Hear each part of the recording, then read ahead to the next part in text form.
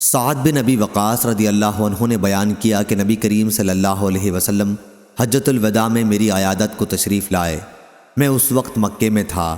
حضور اکرم صلی اللہ علیہ وسلم اس سرزمین پر موت کو پسند نہیں فرماتے تھے جہاں سے کوئی ہجرت کر چکا ہو۔ حضرت صلی اللہ علیہ وسلم نے فرمایا، اللہ ابن عفرہ سعد بن خولہ رضی اللہ عنہ پر رحم فرمائے۔ میں نے عرض کیا، یا رسول اللہ صلی اللہ علیہ وسلم، میں اپنے سارے مال و دولت کی وصیت کر دوں؟ آپ نے فرمایا کہ نہیں۔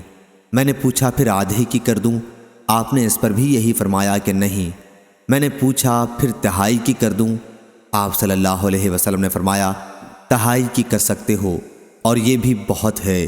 اگر تم اپنے وارثوں کو اپنے پیچھے مالدار چھوڑو تو یہ اس سے بہتر ہے کہ انہیں محتاج چھوڑ دو کہ لوگوں کے سامنے ہاتھ پھیلاتے پھریں۔ اس میں کوئی شبہ نہیں کہ جب تم اپنی کوئی چیز اللہ کے لیے خرچ کرو گے تو وہ خیرات ہے، یہاں تک کہ وہ لقمہ بھی جو تم اپنی بیوی کے منہ میں ڈالو گے وہ بھی خیرات ہے۔ اور ابھی وصیت کرنے کی کوئی ضرورت بھی نہیں۔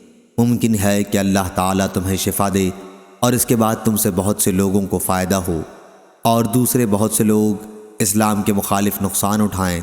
اس وقت حضرت سعد رضی اللہ عنہ کی صرف ایک بیٹی تھیں۔